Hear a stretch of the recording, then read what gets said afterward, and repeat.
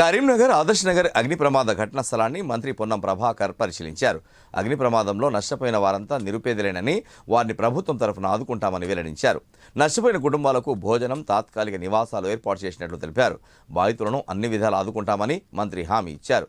గత ప్రభుత్వ పాలకులు గొప్పగా చెప్పుకున్న డబుల్ బెడ్రూమ్ ఇండ్లు పూర్తి నాణ్యత లోపంతో ఉన్నాయి. వాటిని పేదలకు కేటాయించడానికి సమయం పడుతుందని ఈ సందర్భంగా పేర్కొన్నారు. కాగా మంత్రి పొన్నం ప్రభాకర్ పిలుపుతో కాంగ్రెస్ శ్రేణులు మాజీ కార్పొరేటర్ అశోక్ రావు ఒక్కో కుటుంబానికి 5,000 రూపాయల ఆర్థిక సహాయం అందజేశారు.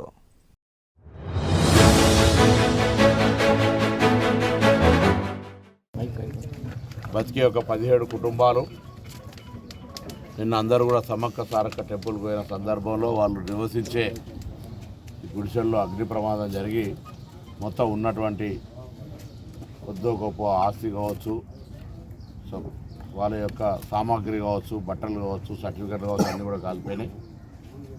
నిన్న అధికారులు రావడం జరిగింది. వెంటనే వాళ్ళందరికీ తాత్కాలికంగా వసతి, భోజన సౌకర్యాలు కల్పించడంతో పాటుగా పక్కా గృహ నిర్మాణానికి సంబంధించి జిల్లా అధికార యంత్రాంగంతో మాట్లాడి వాళ్ళ యొక్క ఉన్నటువంటి పరిస్థితుల్లో వారికి సహకారం అందించే విధంగా ప్రభుత్వం చర్యలు తీసుకుంటుంది. తప్పకుండా వారి యొక్క పరిస్థితి చాలా కాలం ఇక్కడ ఉంటుంది. ల్యాండ్కి సంబంధించి ఇష్యూ కూడా ఉందంటారు, లేదా రాజీవ్ సగృహంలో కావచ్చు, లేకపోతే ఇంకెక్కడైనా వాళ్ళకు వసతి కల్పించే విధంగా చర్య తీసుకునే ప్రయత్నం చేస్తే ఇది ఒక దాని తర్వాత ఇది అందరూ కూడా రోజువారీ పనిచేసుకుంటున్నారు. పాపం వాళ్ళందరూ కూడా మరి తప్పకుండా ప్రభుత్వం ఆదుకునే విధంగా చర్యలు తీసుకునే ప్రయత్నం చేస్తుంది.